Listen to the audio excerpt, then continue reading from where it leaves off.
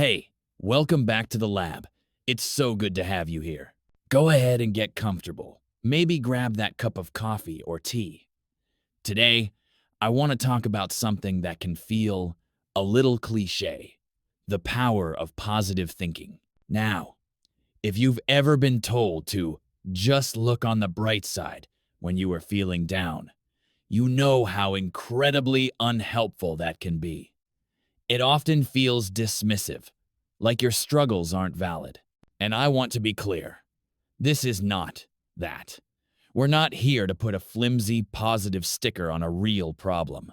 We're here to understand the real, proven science of how our thoughts, the narrator in our head, can literally change the physical structure of our brain to build genuine resilience, happiness, and strength. This isn't about ignoring the negative.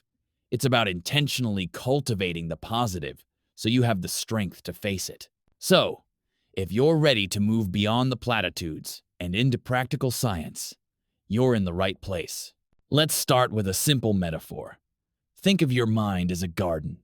For years, you might have been letting weeds, those negative, automatic thoughts, grow unchecked. They just pop up. I can't do this. I'm not good enough. This will never work. They grow fast, they take up space, and they choke out the flowers. Telling someone to just be positive is like standing in a garden full of weeds and just shouting, "Grow flowers." It doesn't work. You have to actively tend to the garden. You have to first notice the weeds. Then, you have to gently pull them out. And finally, you have to intentionally plant the seeds of the thoughts, habits, and perspectives you do want to grow. This gardening process has a scientific name: neuroplasticity. It's the brain's incredible ability to reorganize itself, to form new neural connections throughout life. Every single time you have a thought, you strengthen a neural pathway. The more you think a certain thought, the more you travel down that path, making it wider, faster, and more automatic. It becomes the default. So when you're stuck in a negative cycle, it's not a character flaw. It's just that you've built a superhighway for negative thoughts, while the positive thoughts are stuck on a bumpy, overgrown dirt road. Our job today is to start paving that positive road. And we'll do it with 3 simple, science-backed steps. Our first step is the simplest and maybe the most powerful.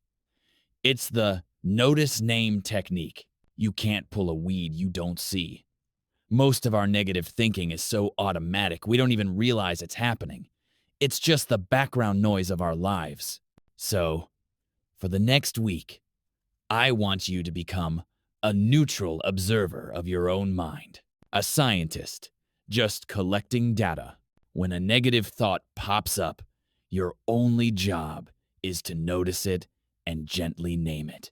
No judgment, no shame. If the thought is, "I'm going to fail this presentation," you just internally say, "Ah, there's the fear of failure thought." Or if you make a mistake and your mind says, "I'm so stupid," you just notice and say, "That's the self-criticism thought." By naming it, you create a tiny bit of space between you and the thought. You are not the thought. You are the one observing the thought. This simple act of mindfulness, borrowed from cognitive behavioral therapy, stops the thought from spiraling. You're not fighting it. You're not believing it. You're just acknowledging it. "Hello, anxiety thought. I see you." That's it. That's step 1. Just notice and name. Okay, now for step 2. Once you've gotten better at noticing the weeds, it's time to start planting some flowers. This is the gratitude refocus. I know, gratitude can sound just as cliche as positive thinking. But the neuroscience here is undeniable. When you practice gratitude, you activate the brainstem region that produces dopamine, the feel-good neurotransmitter. You also boost serotonin. It's a natural antidepressant, but it has to be genuine. So here's the practice. Every day, maybe before bed or while your coffee brews, I want you to find 3 specific things you are grateful for. And they can't be generic. I'm grateful for my family is nice, but it's not specific enough. Instead, get detailed. I'm grateful for the way my friend listened to me without interrupting when I was stressed today. Or, I'm grateful for the taste of that first sip of coffee this morning and the 5 minutes of quiet I had before the day started. Or even, I'm grateful for the strength in my legs that allowed me to walk up the stairs. Specificity is what makes the brain feel it. You are intentionally directing your focus, your mental spotlight, onto something positive. You're telling your brain, hey, this matters. Pay attention to this. Over time, your brain gets better at finding the good all on its own. You are literally paving that positive pathway, making it easier and more automatic to travel down. And now I'd love to hear from you. What is one specific thing you're grateful for right now? It can be big or small. Let me know in the comments below. Reading them is a huge source of positivity for me too. All right, on to our third and final step. This is where we get proactive about the language we use, both internally and externally. This is the intentional language swap. Words are not passive. They are the tools we use to build our reality. The words you use to describe your life become the house you live in. So let's upgrade our building materials. This is about making small, deliberate swaps. Instead of saying, I have to go to the gym, try saying, I get to move my body. The first one is a burden. The second is an opportunity. The situation is the same, but the feeling is completely different. Instead of thinking, this is a huge problem, try, this is an interesting challenge. One feels like a wall, the other feels like a puzzle. When you catch yourself saying, I'm sorry for something that isn't your fault, like taking up space, swap it with, thank you. Instead of, sorry I'm late, try, thank you for your patience. This swaps a feeling of shame for a feeling of gratitude. These aren't lies.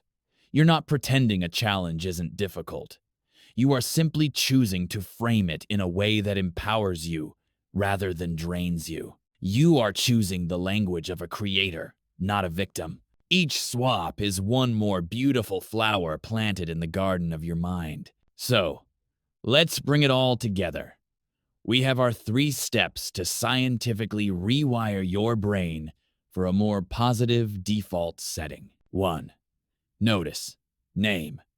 Become a neutral observer of your thoughts without judgment. 2. The gratitude refocus. Find 3 specific things each day to be grateful for to train your brain to see the good. And 3. The intentional language swap. Choose words that empower you and frame your world as one of opportunity. This isn't a one-and-done fix. This is a practice. It's like going to the gym for your mind. Some days you'll feel strong, and other days it'll feel like a struggle. That's okay. The goal isn't perfection, it's progress. Every time you notice a negative thought, every time you find one thing to be grateful for, you are doing the work. You are tending your garden. Thank you so much for spending this time here today, for investing in yourself. It's a testament to your strength and your commitment to growth. Remember to be kind to yourself through this process. You're unlearning years of automatic thinking, and that takes time. But you are more than capable. Take care of yourself, and I'll see you in the next one.